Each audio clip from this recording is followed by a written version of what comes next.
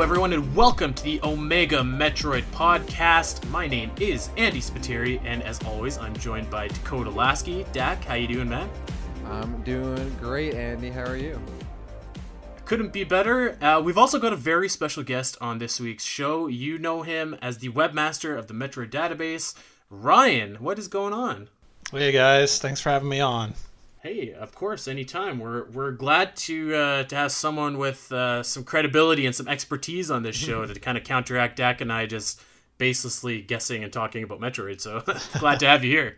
Yeah, very glad to be here. I have really enjoyed all your episodes so far. I've listened to every single one of them, so very excited to talk to you guys. Hey, and really appreciate that. And of course, we say it every episode, but we might as well just get it out of the way right now. We appreciate, of course, all the love that the database has given our show. I'm assuming anyone listening to this show knows, but if you don't, Metroid Database has been around for, good God, like 20 plus, well, maybe not 20 years, 16 years. Does that sound right? It's 24. Is it? Wow, is it 24? Yeah, 96. 96, yeah. I don't know why. I always kind of remember, because I found Metroid Database in 2002, so in my mind, that's the date for Metroid Database, but it's been around even longer than that. One of the shows that I actually have written down for future episodes, somewhere down the pipe, where we're going to get Ryan back, is to do like an in-depth history of that website, because to me, it's just really, really fascinating. But nevertheless, we'll save that for later. Thank you again for joining us. And happy Easter pleasure to everybody listening, everybody that celebrates. Hope that you are staying safe and doing well and having as good of a holiday as possibly you can under these strange circumstances. We, of course, are here to distract you from the world for an hour or however long we get going today here to talk about some Metroid. So buckle in because we have some cool topics to get into today. But first, I just wanted to go ahead and say that Omega Metroid on Twitter, at Omega Metroid Pod, we put out a little challenge saying if we can get to 100 followers by the end of the week, we will release a bonus episode answering any and all questions about the Metroid series. And Dak, we hit it. Yes. So really, really cool. Yeah, I'm excited. So I'm excited too. And the next step, all you guys listening to this, tweet at us at Omega Metroid Pod and ask us a question about Metroid. It can be serious, it can be silly, it can be about Prime 4, Super Metroid, games that never happened, rumors, movies, anything at all. Ask us a question about Metroid and we're going to put it all on the line and we are going to answer it. That being said, gentlemen, what do you say that we get into today's topic, which is something that I find really, really interesting, and that is Metroid's status as a super franchise with Nintendo, or perhaps lack thereof.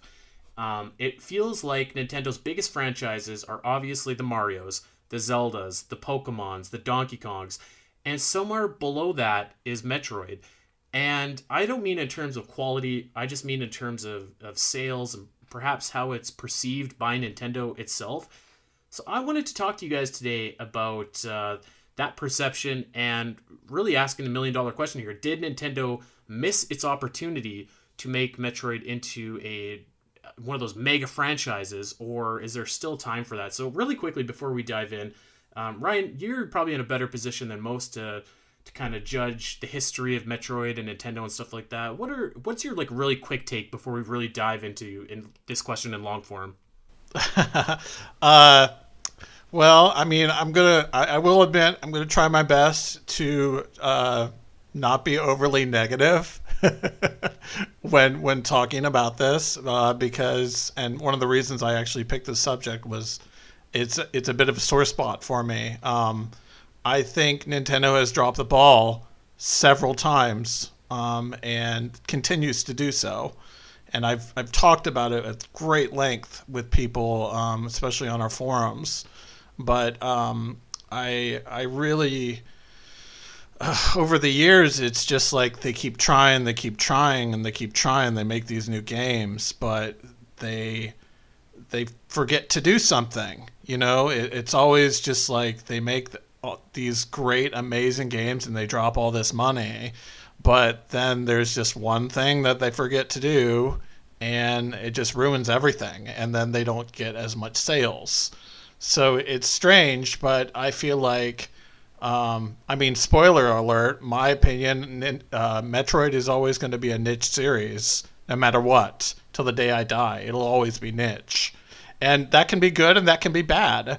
But, we can talk more about that. That's basically how I feel about it. I kind of agree, and I think that there are some key moments in history where Nintendo could have made Metroid a bigger series that we'll get into that I feel like just didn't really happen. Quickly, Dak, what are your thoughts about this? There are certainly times when I felt that Metroid could have really been the next killer app for a system for Nintendo, and certainly those times have passed and kind of come and gone, and that hasn't happened. I do disagree. I think Metroid could be not niche in the future. I do think that there is always potential for that. But yeah, I think we're all kind of, the general consensus is something that I'm on board with, is that yeah, Nintendo's dropped the ball a bunch of times. They've kind of let opportunity slip through their fingers in terms of making Metroid a lot larger in the public eye, a more appealing product to buy, and having more significance in popular culture. I don't necessarily think that it's necessarily, it's a bad thing. Being niche is not always awful, but yeah, they've definitely dropped the ball. But I do think that it could be, expand past that niche kind of identity it has. Mm-hmm. It's just it's weird because it's kind of stuck in this weird spot where, like, it's not this cult classic like your Earthbounds, or maybe even you could say like a Kid Icarus or something like that, but it's also like it's not big enough where it's like lots of people are talking about Metroid. There's a very passionate hardcore audience that's into this game and the series, and it's just kind of, it's too bad. Actually, I have a weird kind of analogy here. Do you guys ever watch Breaking Bad? Oh yeah, of course. All right, so there is a scene where one of the characters in Breaking Bad, his name is Mike Ehrmantraut, he's talking to Walter about taking a half measure. And in my mind, Nintendo takes half measures with Metroid. They always consistently, well, maybe not always consistently, but usually they pump out these quality games, but then something's missing. If it's the marketing, if it's the follow-up, if it's something. And it's like you've taken this measure of like kind of pumping out this title and it's really great, but then you're kind of forgetting about it. And I think that's because Nintendo just truly doesn't understand what the appeal of Metroid is. Like, it doesn't have cutesy characters. It doesn't have the typical kind of intangible that a lot of Nintendo's other big series have. And I think that is, why Nintendo and Metroid are stuck in this place where it's like, it's kind of big, but it's kind of not. And it's like start, stop, start, stop. I've identified 3 points in history to me that were just like moments where you could have made Metroid a really big deal, but then you didn't. And so I'm going to take this away and tell me what you guys think here. I think the first point in history was the late NES era and the early SNES era. People talk about Metroid games not really selling that well, but Metroid on the NES actually sold pretty decently well, just under 3 million units.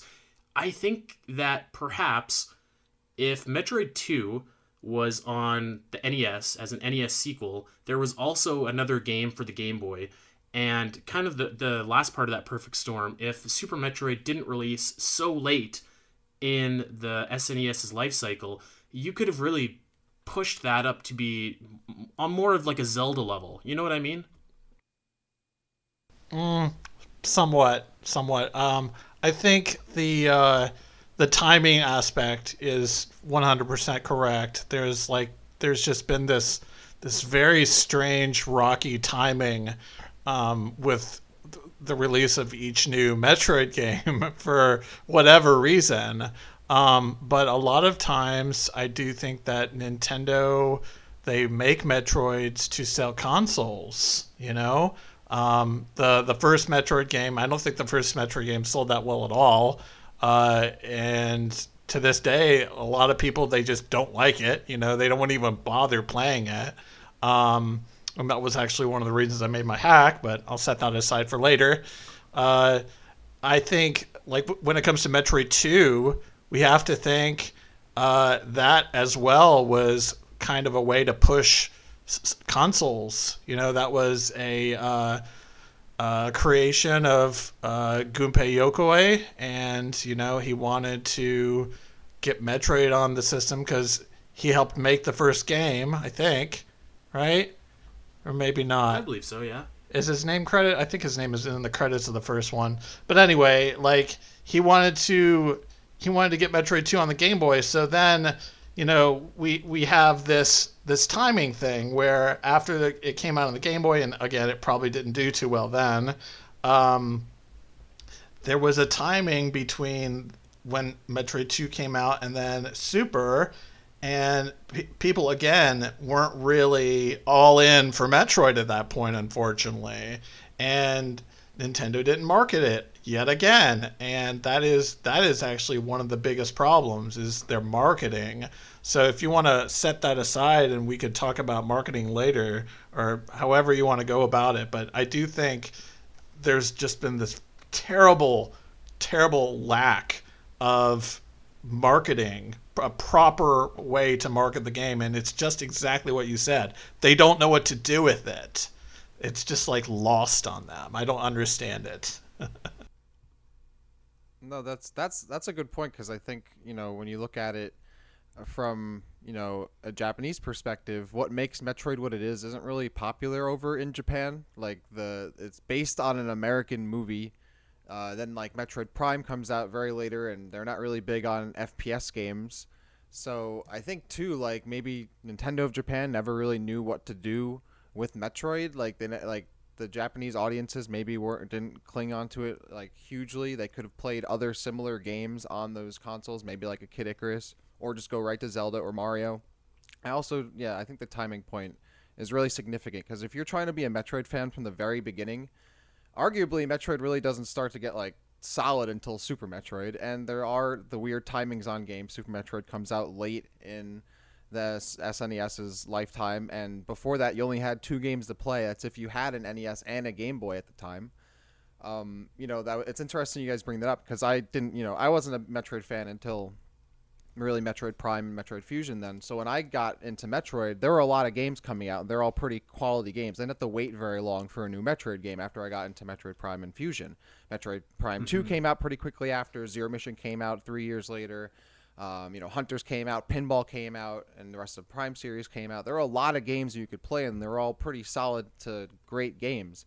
So to be a Metroid fan from that perspective is pretty, you know, wildly different from maybe starting at the beginning or Metroid 2 or Super Metroid.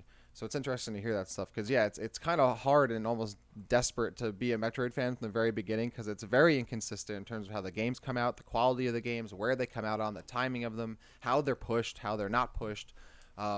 Whereas if you got into it a little bit later, you would really have no idea, except, oh, Metroid didn't come out in the N64.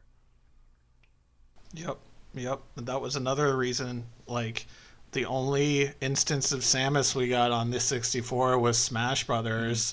And there's still, you know, there's a lot of people to this day that are like, oh, I didn't even know who Samus was until Smash Brothers, right? That was Both of me, us. yeah. Yep. I mean, I didn't know anything about I got into Metroid, I was like, oh, this is a cool character.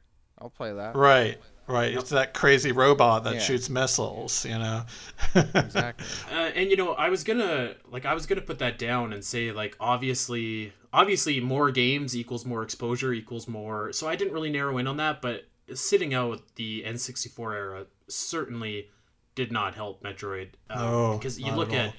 I mean, you look at Kirby, it got a couple games. You look at Zelda, it got a couple games. You look at Mario, it got, you know, the big game and then a bunch of spin-offs. Like, all of Nintendo's heavy hitters were there, except Metroid, who's sitting out on the sidelines. And, like, I kind of understand where Nintendo says they didn't know how to do 3D Metroid yet, and they didn't want to disappoint fans. But, I mean, like, also at the same time, we had Castlevania Symphony of the Night, which was, like, this spectacular 2D game that's still to this day, like, just lauded as one of the greatest platformers of our age. And, like, you could have done that. You know what I mean? Like, you could have done something like that if you truly had no idea. And I think that there was, like, I don't know, maybe a stigma at that time against 2D games, but that definitely didn't help. Yeah, there definitely was. It was it was 2D was considered just old and dated, and unfortunately, that goes all the way back to like fighting games, and there's actually real marketing data where you can look at fighting games, and you can look at the 2D like Street Fighter fighting games and see how they lost a significant portion of their market share because they were still 2D, and everyone would look at those games and they're like, oh, haha, it looks so old.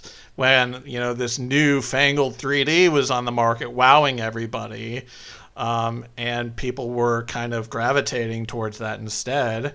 And I think they just didn't want to take that risk. And as you just stated, there's like hardly any 2D on the 64 at all, and it's kind of sad, I think, because I think the N64 could handle it. Like, we got Yoshi's Story, right? And we got like I love Yoshi's Story. That's a great 2D game.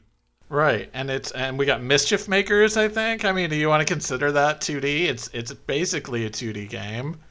So, there's just not that many. I mean, what are some other 2D games on the N64? Anything? I think Kirby 64. Okay, I mean, it's 2.5D, but it's 2D gameplay, and the frame rate's terrible, of course, but I don't know. I guess you could consider that 2D, and did they even want to go that route? Like, if Metroid was on the 64, would they have wanted to do 2.5D? I feel like they couldn't have. There was probably too much there that they wanted to make happen, especially considered how bad N64 games looked, especially with texture mapping, that they couldn't really realize their vision if they wanted to do a full 3D game. And I guess like my thing is like, did they even have a vision for Metroid on the 64 that seriously? You know what I mean? But I don't want to focus on that. I think all of us know that like obviously that big gap between Super Metroid and Metroid Prime hurt Metroid, and just as well as the gap between Other M and really Prime 4. You have the couple games in between, but like I think that gap is really hurting right now. The second key point that I focus on when I'm thinking of Nintendo squandering an opportunity to make Metroid into a mega franchise is around 2003, and maybe 2002. So Metroid Prime has just come out. Metroid Fusion has just come out. I remember going to see a movie in the year 2002, and like the Metroid Prime trailer played in the theaters. It was awesome. There was that wicked live action like commercial that they shot. It was so awesome. It looked like a big deal, and it was the first time and the only time really I think that Nintendo has ever positioned Metroid as like a really big deal. And accordingly, Metroid Prime sold really well on what was at the time Nintendo's worst selling system by far ever. And like even today, the GameCube, I think the only thing that sold worse than the GameCube is like the Wii U. How about the Virtual Boy, man? Oh god, can you just imagine what Metroid Virtual Boy would have looked like? Good god. I guess we'll throw the CDI in there too, actually. That thing didn't do too hot. But like, so my point is, so Metroid was riding really high at that time, and then it just like died, fell off a cliff. Like Metroid Prime 2, Metroid Prime Hunters, Metroid Prime Pinball, all of these kind of came out in succession after that, but like it was completely dead. Like no marketing, no nothing. It was like, okay, like we have momentum on our side. What's going on? And the Metroid Prime 2 commercial is like this goofy commercial where like this couple's in counseling because he's addicted to Prime 2, and it's like, what is this? Like it's completely not, you know what I mean? It just missed the mark. Like, totally. Oh, wait a minute. You're talking about the Canadian version, aren't you? I was gonna say, I've never heard of that. Well, I mean, I would be. Yeah, ours was just this woman walking through an alley. Yeah. It's a woman walking through an alley, and then she like points, and like the suit like forms around her, and it's cool to watch, but it's like, how is that going to get your demographics attention? I mean, obviously, you're again dropping the ball. You're not getting your demographics attention by making something like this. You need to do epic. You need I mean, I hate to bring this up, and you know it was going to happen anyway, but Halo. Like, Halo was marketed so perfectly because they knew and they understood their demographic. And they continuously understood their demographic, and they marketed towards that. And it was wildly successful. And they continue to do it, you know? So it's just, they obviously Halo was their biggest competition during the Prime 2 era, and Halo destroyed it. You know, they completely destroyed Prime, and no one really cared. Or Prime 2, right? Prime 1 wasn't really competing with Halo, I would say, because why else would they put multiplayer in the game? You know. You know what, Ryan? Let's hear your opinion on something, because Dak and I have kind of differed on this in the past. So when I think of Metroid Prime, I don't think of a first-person shooter. I think of an exploration game that's like just happens to be from the first-person perspective, kind of like Skyrim or like BioShock Infinite or something like that. Mm-hmm. BioShock Infinite is an FPS game. Okay, maybe that was a bad example. Dak, you obviously kind of lean more towards, like, you know, you play from a first-person perspective. It's a first-person shooter, right? You have a gun in your hand. You're a first person. You're shooting it. It is a first-person shooter. Ryan, where do you fall on that that kind of balance in between? Like, is this a first-person shooter or not? Well, first off, I'm going to say it doesn't matter, but that's true. That's the real answer. Mm-hmm. It doesn't matter, but I would lean towards more of calling it what it is, which is exploration adventure first and shooting second. And even though there are a lot of shooting elements in it, there's shooting elements in Super and all the other previous Metroid games, right? But it's not the focus. And I would say, in my opinion, when you're going to call something a first-person shooter, that shooting would be the focus and not like exploration adventure, getting items, finding your way around the map properly. You know, that's basically how I see it. I bring that up only, and not to start an argument with you, Dak. I love you, buddy. But I bring that up because in my opinion, when Prime 2 was coming out, Nintendo lost sight of that. They're just like, yeah, this is a first-person shooter, so like we're gonna market it as a first-person shooter, and it's like kind of like you said, it's gonna take down Halo, and it's gonna be like it's this alien shooter thing, and they didn't play to any of Metroid Prime's strengths. So like after 2002, like when Metroid Prime came out and it was successful, that's the time like, man, you gotta pull that trigger, like promote Metroid Prime 2. Like you have the Metroid merchandise coming out, you have the you give it the push. I have a couple series that I've jotted down here that I feel like Nintendo has given the push to, and one of them is Animal Crossing, which came out kind of around the same time as Metroid Prime. That series got and continues to get the push, and now it's like a mega franchise. Yeah, for sure. They don't want to make merch for Metroid. I mean, do you want to go down that route? Because I have a lot to say about hold on. the lack of merch. Okay, yeah, we can wait. I gotta jump in real quick because we just went over a lot. First, I remember that Metroid Prime 2 Echoes commercial. I thought that commercial as a kid was awesome. I think they should have. You're talking about the American one, American right? version with the girl working through the alley. I always thought that was cool. I don't know, but I was a 10-year-old, so whatever. But I never understood why they didn't go the Halo route with Metroid, because I was like, people want sci-fi FPS games on their consoles, clearly. Halo 2 at the time was the biggest selling entertainment product like ever when it came out. I didn't understand why they didn't go even further with the FPS stuff. Like, try to show it as like, oh, you want Halo, but you have a Nintendo console, you should be buying Metroid. And they never went to that huge scale and make it seem like this huge, crazy adventure. Because I love Metroid Prime 2, and I love like the angle they went with it and how it's really dark and very, moody in that kind of way and atmospheric, like Metroid Prime is known for. But at the same time, they still could have really ramped up how they presented the games to the general audience.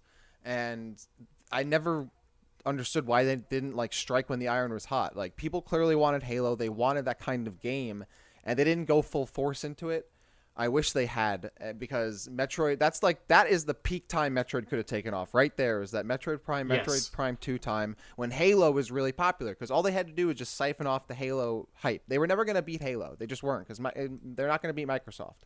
And they're not going to beat like the rock music and the crazy adventure of Halo, but they could have siphoned off a lot of that hype into Metroid, and they really did kind of miss that. And I hated that, because I was a huge Halo fan and a Metroid Prime fan growing up.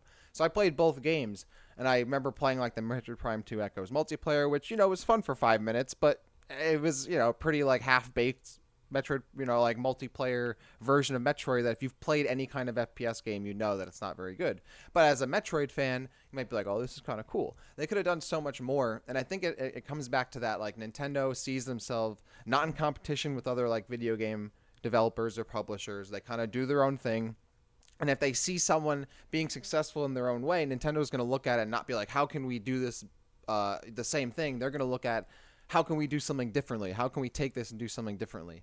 And unfortunately, I feel like that means they miss out on so many opportunities to just give people what they want. Like, clearly people wanted this specific type of game that they could have made, or at least advertise it in that kind of way and really just dump a ton of money into it, because people like this kind of stuff. And they still do to this day. So, yeah, I think that is the biggest time in Metroid's history, right there in that early 2000s time when Halo was big, when Metroid was big, when like Firefly was big or whatever. All those kinds of properties in popular culture where sci-fi is getting bigger, and FPS games are growing on consoles at the same time. That's why Halo was big. Metroid could have been that too, and unfortunately it wasn't. But I like that commercial. So that commercial is pretty sweet. I agree. The multiplayer was pretty half-baked. Like, I wasn't a big like FPS multiplayer fan back in and around that time, and even I could tell, like, yeah, this kind of sucks. Like, this isn't very good. And also, Metroid Prime is definitely an FPS because you can't even advance through the game without shooting. You have to shoot doors. So if you don't shoot, you can't win. So as far as I'm concerned, you have it's a first-person shooter. Yeah, sit down over there. So that shooting aspect of shooting doors, what would you rather, like, interact with the doors? How would you rather do I'd rather it? Like... not have to do that. I wasn't being entirely serious. But, Oh, okay. I do think that, because you were saying, like, you got to explore the game and stuff. But technically, you can't explore unless you shoot how the game's made. But, we can go on and on about whether or not that's an FPS. Yeah. At the end of the day, it doesn't really matter. But I do think that if Nintendo had, like, a better idea of what Metroid's identity is it an FPS, is it not, like, and really go in one direction, right, and commit to it and not kind of be on the fence. I think that's why we got the outcome that we did, because Halo and Microsoft and Bungie, they knew what Halo was and was supposed to be and always supposed to be, and I don't think Nintendo was 100% always sure. Even Metroid Prime itself initially was an experiment, and even after it was successful, how many times did they think they were going to have lightning in a bottle? So I think they were always kind of on edge with that, and I wish they weren't. If they just put the pedal to the metal, people would have gave them those dollars. Well, that's an eloquent way to put it, yeah. Prime doesn't have any waves of enemies, as far as I can remember. There's no waves. So maybe waves of enemies is the defining characteristic of an FPS. There's parts where you come up to enemies, and there's rooms that have many enemies in them, but there's no, like, waves. You know what I mean? I guess, but there are a lot of other FPS games that don't have waves either, though. That is true. I'm gonna kind of back up what both of you were saying here. To me, the defining factor of an FPS is ammo, actually. So when Metroid Prime 2 came out and uses ammo, to me, I'm just like, this feels very much like a first-person shooter. Far more so than any other game in the Metroid Prime series, with the exception of maybe Prime and Federation Force, Hunters and Federation Force, which we will definitely get into. But to back up what you're saying, Dak, it's like, okay, we're using ammo, there's this half-baked multiplayer. Like, is this an FPS or is this not? Like, is this... Is this an adventure game, or is this like how are we going to market this thing? And they never figured it out, and they really dropped the ball. So like that period from like after Metroid Prime came out, where it had all this momentum, to the point where Prime 2 came out, and they just died. And it was crazy, because it was almost like Nintendo was like, You know what? I'm really disappointed in how well Metroid Prime sold, even though it sold the most units of any Metroid game in the series, and it was, I think it's the 7th highest selling game on the GameCube, behind only like your big hitters like Smash Bros. And Mario Kart. And Wait, is this like, Prime 1 or Prime 2? Prime 1. Yeah, Prime 1. The GOAT. Prime 2 isn't any, it's nowhere near in the conversation. The GOAT. I think too. Also, it's just Metroid doesn't really fall into like Nintendo's brand. You know, like think about when Nintendo puts out like their yearly calendars or whatever, and they put all their like characters in front of it, and they have all the Mario characters and a couple, maybe a Zelda character like slips in. They got some Pokemon, they got Kirby, they got Yoshi, all that.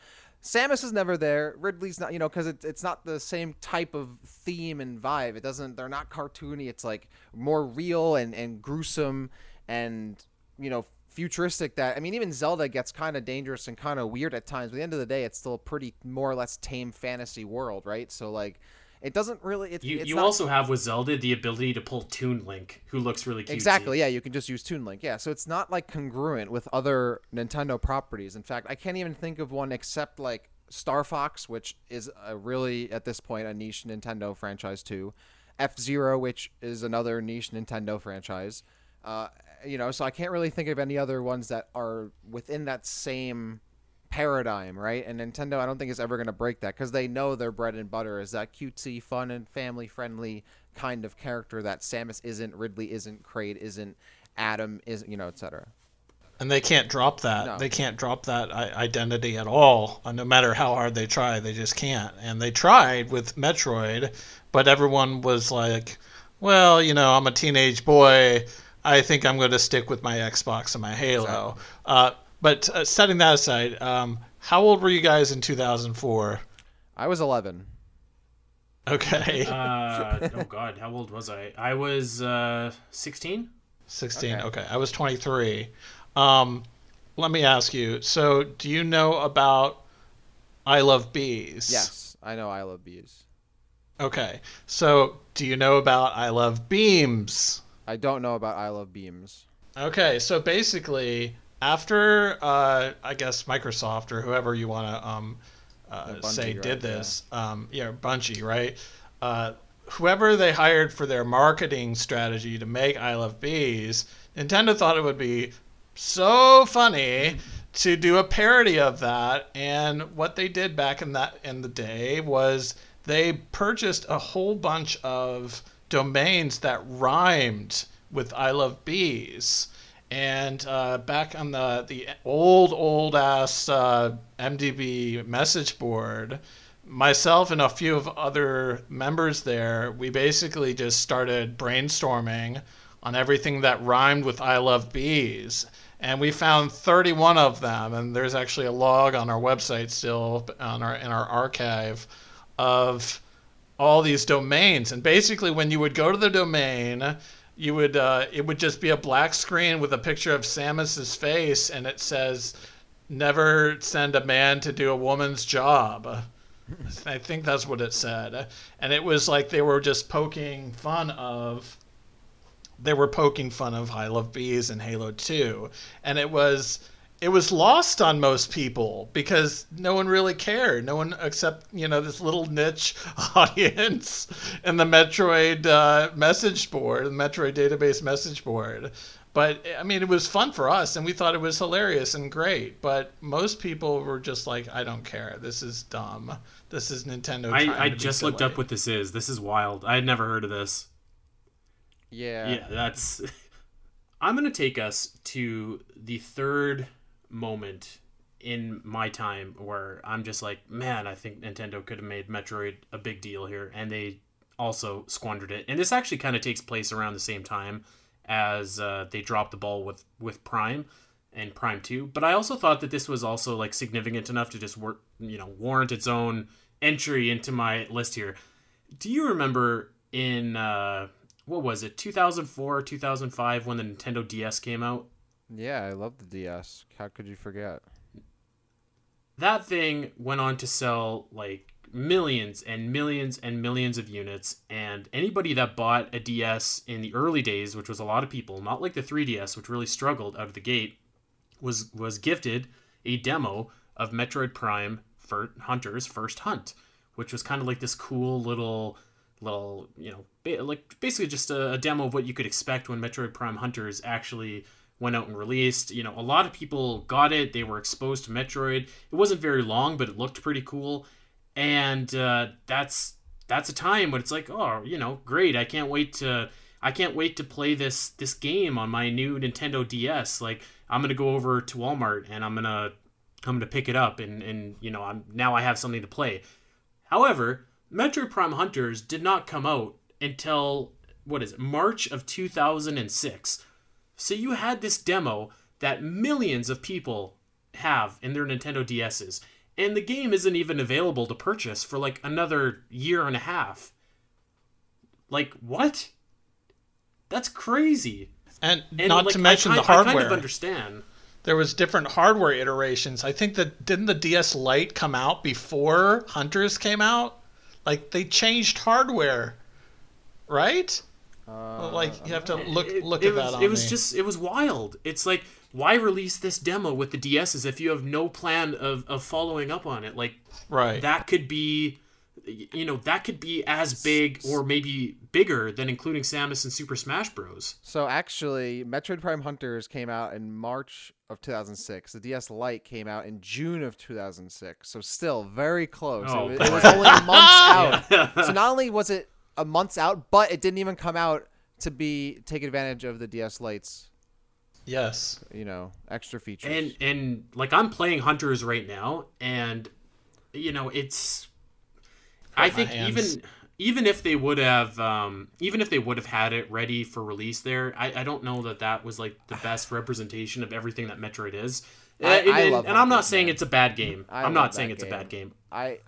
It's not like Super Metroid-y though. You know what I mean? You're a 2D Metroid guy. That's the thing, is that for me, I love the first-person Metroids. So, and I also love the fact that was the first time I felt when I played Metroid that the world was really expanding a lot.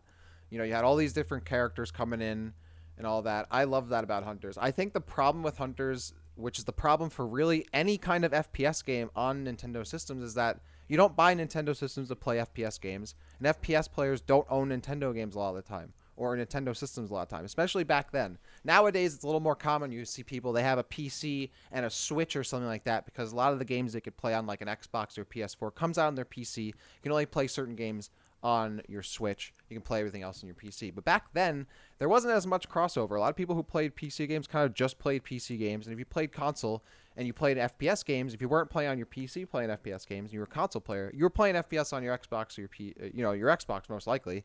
Maybe your PlayStation. You definitely didn't own a Nintendo system. And then you play Hunters, and the DS is not set up for an FPS game very well. Not at all. You know, so it doesn't make for a great experience. So even though I kind of got over that because I still wanted to play a Metroid game, and a lot of people kind of saw past it and enjoyed it for what it was, I don't think Nintendo systems are really ever going to be the home of the type of game that Metroid Prime is. Maybe the 2D game separately, sure, but Metroid Prime in and of itself, I didn't think that's why Hunters maybe came out so far after after First Hunt came out, because maybe they couldn't figure out how to really make it work. Maybe they weren't happy with it. Maybe they realized that there wasn't an audience for it, so they didn't really rush it out. They took their time. Maybe they didn't care, which seems to be the case. It's a spin-off. It's Metroid. It's not their huge sellers, whatever. I think there are a lot of things that came into it. But at the end of the day, like, it was a game not really made for a system that really wasn't super compatible with that kind of genre. And I think that's probably why, like, because I remember First Hunt, like, it was on the DS, but like, it wasn't like a big, huge deal or anything. People thought it was cool. I remember it was awesome, but I don't remember anyone ever talking about it as this crazy big deal or anything. It was like, oh yeah, that's cool, little demo of Samus. So that's, but it wasn't like making waves. And I think Nintendo kind of knew that. And it's probably why Hunters came out 2 years later, a couple months before the DS Lite. And so that's what I mean. Like, it's an interesting conundrum there, because it's like, damned if you do, damned if you don't. It's, damned if you don't, because you can't even play this game that a lot of people might have been like, oh, sweet. Like, this looks cool, I'm going to go buy it. But even if you could, it's just like, they're not playing to the system's strengths, exactly. Which is another weird choice. Actually, I think that, like, the Nintendo DS in terms of quality, like, first-party Nintendo titles is probably the weakest Nintendo system, like, major Nintendo system that they've ever done. But that's a discussion for another day. So that one really stood out to me. as being like a chance where Nintendo kind of could have done something really cool to expose Metroid to a lot of new people, and they didn't. And it's funny that you say like they just don't get first-person shooters, because while not exactly the same, another franchise that Nintendo has created that I would say has reached that mega franchise status is Splatoon. And Nintendo is like all in on Splatoon. Like there's plushies, merchandise. I mean, the game sold like 5 million copies on the Wii U, for heaven's sakes. And it's like, again, it's like, man, if Metroid could get a little bit of this shine, like who knows where we would be. Imagine if they got the Splatoon treatment after Prime 1 came out. Like, we could be talking about a whole different conversation. And it it's just, it doesn't help that, again, you go so many years without an actual game being released. So, I mean, those are the three big ones that I kind of identified in my timeline here of like times where Nintendo could have made Metroid into like one of its premier series and kind of, it scratched that other itch that people have for a more mature, more kind of a sci-fi take that a lot of their other series don't really get into. Let's talk about the $1 million question here. We've seen Metroid pop up in Smash a lot more. There's Ridley, there's Dark Samus. There's lots of cool things going on there. We know that Prime 4 is coming. Is there a chance, again, for Metroid to be elevated and kind of given that push? Or do you think it's just going to be another thing of like, this is how Metroid is. It's never going to get past this certain level. And, we're just going to have to accept that as Metroid fans. Or, we've seen a lot of games come out on the Switch and have their best-selling releases ever, like Fire Emblem and Xenoblade. Like those are franchises that have seen really great numbers because they're on the Switch. Do we think that like Prime 4 has that chance, or, is it just kind of going to be the same old, same old? Well, I think that the Switch's market and just the user base is probably way, way better than anything that they could have hoped for, especially on the Wii U, the Wii, the GameCube, so on and so forth. So they have that going for them. Of course, there is just a ridiculous amount of hype going on about it now, especially after the big delay announcement. So I have hopes, but I'm not holding my breath. I really am not. If we're to look at the past and say, hey, look how Nintendo has handled the Metroid franchise for the last 34 years, how are they going to change? How are they going to change? They're probably not. Just looking at merch, let's just take a quick look at merch real quick. So if I remember correctly, it took them like, I don't know, 15 or more years, maybe longer, to create just a Samus action figure? Like, are you kidding me?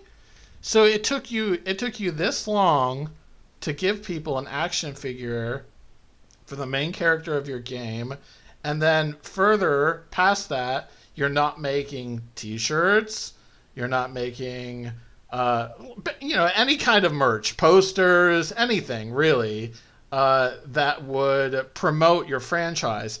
Nowadays, we're lucky to get like a controller that has the S logo on it, Mm-hmm. and it's very frustrating. But if they continue down that path, just like not putting a lot of resources just in the merchandise category towards Metroid, then no, you're not gonna really get people interested in it, and it's just gonna stay niche.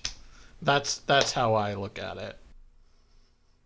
Yeah, I mean, at the end of the day, it's really all up to if Nintendo really wants to do it. Like, Nintendo could easily pump a ton of money into a huge advertising campaign. They could put a lot more money into, like, really fine-tuning the game and getting it out maybe sooner, or adding more features, or, making the online experience more robust. They could make the advertising and marketing just exponentially huger, but they're probably not going to, they probably won't, which sucks. If anything, if it's going to happen, it probably won't be with Metroid Prime 4.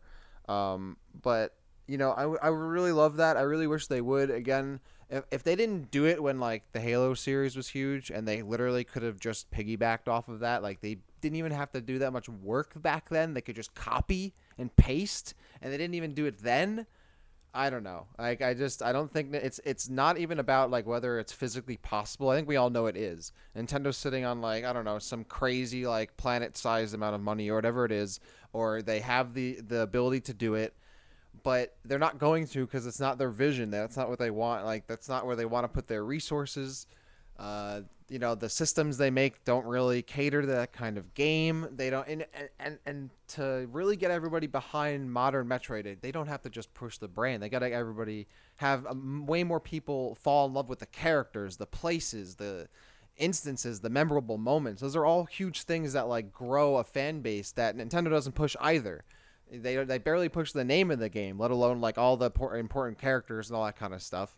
So it's like a multifaceted thing that Nintendo just doesn't do. They just don't want to do. And I don't think that they're going to do it either. I really wish they would. I wish they would just take Metroid Prime 4, take it by the horns and really put out something crazy that just launches Metroid. And they could do it. I really, really, really doubt it, though. But I have hope because what they could do is go the Fire Emblem route. They anime the hell out of Metroid. And they add the waifus. They add the anime. They add the ads. Oh, God. Yes, guys, this is the future of Metroid, okay? This is how hold on. And you were against grow. Zero Suit Samus game? No. Shame on you. No. Run the tapes. If you go back to that episode, I said I wasn't against that. I said it has to make sense chronologically, story-wise, and if there are other traditional Metroid games I can play at the same time. You want to make a Zero Suit Samus game? You want to make 15 of them? I don't care, as long as I can play that other stuff, and all of that is all good, and it makes sense in the story. That being said, if you want to make Ridley a waifu, you want to add Adam a husbando, you want to all these waifus and you make it anime as hell, and that's how you get people into Metroid at the end of the day, maybe you got to bite the bullet. Maybe that's what has to happen. And I, for one, if it gets more people to play Metroid, yes, I'll have a teacup date with Kraid outside in the meadow. I will do it. I will marry a random Galactic Federation soldier. I will do it because that is what gets the people into the stores. That's what gets people onto the eShop to buy the games. Well, what you're describing, there's actually a term for what you're describing. It's called jumping the shark. Yes, jump that shark. Do it. It's weird though. We're in this weird position. Of course, no one can predict or think about how Nintendo thinks about their own games. But I do have some theories. If you want to hear them. Sure. Okay. Let's do it. So this is probably gonna be kind of weird, a weird path, but I look at it as this: Nintendo is embarrassed of Metroid, and the reason that they feel that way is because it's too derivative. It's too derivative. It's based on Alien. You can spot exact examples of how Metroid just like flat out copied Alien, not to mention that there's a character based off the director, right? And it doesn't end there though. It's so crazy. Like there's samples from Godzilla in Super Metroid, like Kraid's Roar and Phantoon. They're sampled from Godzilla. And there's other things in the games that are just like directly taken from other media. So I feel like Nintendo has kind of tried to distance themselves from Metroid, like maybe what's the word? Unintentionally, maybe because they feel like it's unoriginal, or it's not 100% they can get behind. Have I blown your mind yet? I think you're actually like kind of spot on there. I really do think you are, because like when you think of like other Nintendo franchises and how they approach like what's Nintendo's twist on it, right? Like at the end of the day, Zelda's still like a pretty it might not be like the most original thing, but it's a fantasy story that doesn't necessarily take from like one direct fantasy story, right? It's kind of its own thing that's built on all these different tropes of that franchise. Mario is this kind of like underdog hero that's just a generic underdog hero. Pokemon's like a generic kind of feel good playing with animals kind of thing. But you're right, Metroid isn't like a more, broad sci-fi kind of game. It is directly inspired by something specific that they didn't make, and there's a lot to unpack yeah, here. no, I think you're definitely spot on. That's a good way of looking at it. I think you might be right. Let's go back. I'm gonna unpack some things that you said, and I'm gonna give kind of my analysis on the ending question here. It's funny that you brought up Fire Emblem, and I'm glad you did, because I had written down 3 franchises. You want the that waifus Nintendo too, has don't given you? The push to. I know you do. I know you do, Andy. Who doesn't want waifus? I know how much you like Kraid. I wouldn't say no to a T date with Samus. I'll tell you that. Yeah. But so obviously the third franchise I've written down Animal Crossing, Splatoon, and Fire Emblem, because right now Fire Emblem is getting the push. Since Fire Emblem Awakening came out in 2013, that franchise has given the push. That franchise is pretty much neck and neck in sales with Metroid. However, you look at Fire Emblem, it's got a mobile game, it's got like a dozen amiibos, it's got like 8 guys in Smash, it's got merch, it's got plushies, it's got like lots of stuff, right? So that is because, and that kind of goes back, I actually don't think that Nintendo is embarrassed of Metroid. I think that you look at a lot of things and you can kind of see you could make the case that Zelda borrows Lord of the Ring fantasy elements, or you could make the case that a lot of series borrow a lot of things from other things. So it's not that I think that they're embarrassed, even though, obviously it's more of a direct lift from things like Alien. I just don't think they get it. I truly don't think they understand, what the appeal of Metroid is. I think that they're just why does anyone care about, aliens in space and, these mech-looking things or whatever? But they understand Fire Emblem. They understand, the anime protagonist. They understand swords and magic and spells and stuff. And that's why that series gets the push, even though it doesn't sell really exponentially better than Metroid. In fact, on a per-game basis, it doesn't sell better at all. But they understand it, so that's why it gets the push. Yeah, I'm with you guys. I'm with you guys in the sense that, do I think that Prime 4 is going to be, the elevation of Metroid into the Mega franchise? No. But it could be if certain things happen, which probably unlikely, but they could happen. I think the delay has already hurt that chance, because even though, we kind of talked about it last week, but, on one hand, you have more of an install base, you have more Switches sold when your game gets delayed, but, on the other hand, there's kind of this weird thing with Nintendo where, the later you are in their console life, the worse your game does. And we kind of looked at Skyward Sword and Other M as examples of that.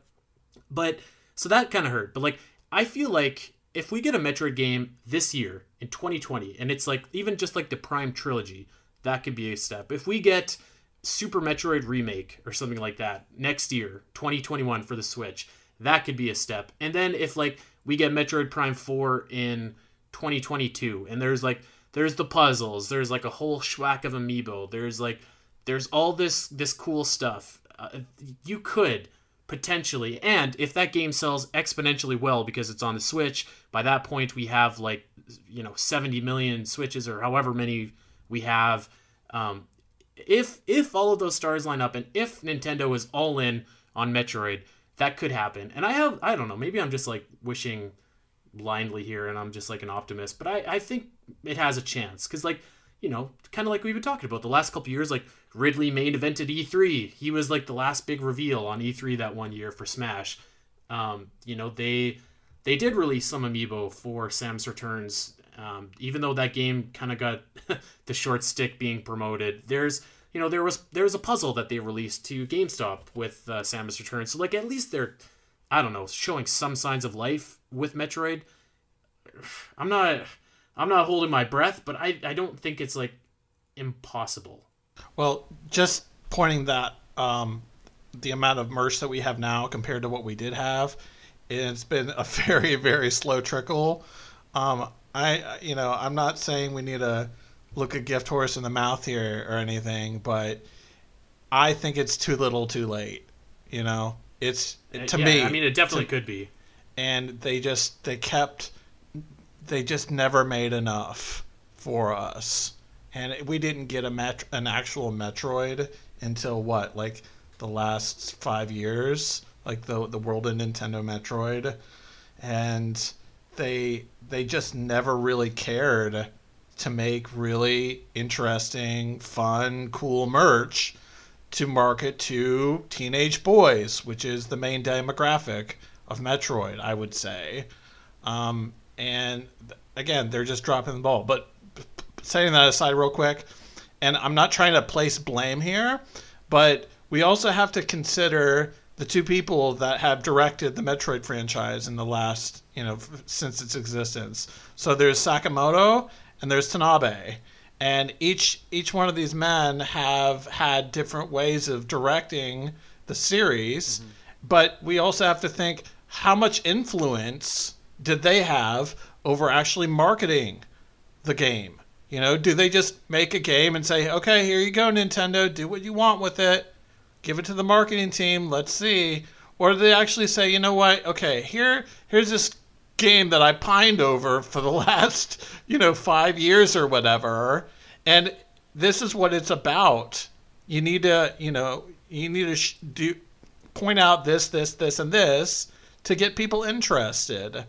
And they fail. Every time they fail. It's very frustrating. I would be willing to bet my World of Nintendo Metroid figure that it was the former, and they're done the game and they're like, okay, here you go.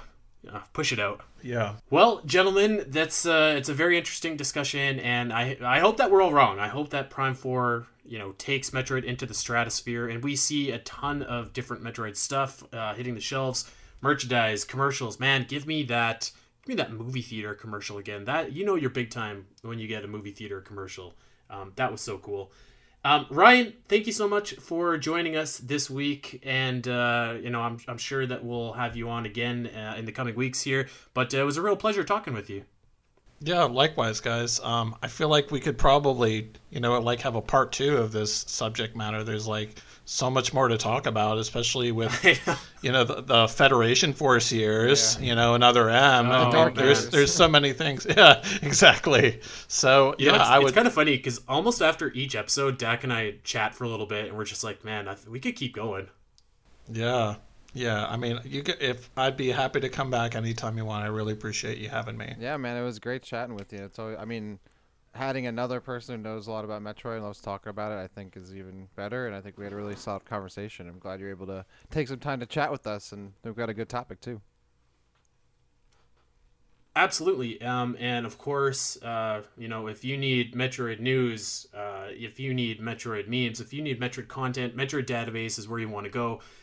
They're on Twitter, Instagram, Facebook, all of that. Check them out. They've been doing this for, over 24 years. So, if you're not following Metroid Database, make sure that you are.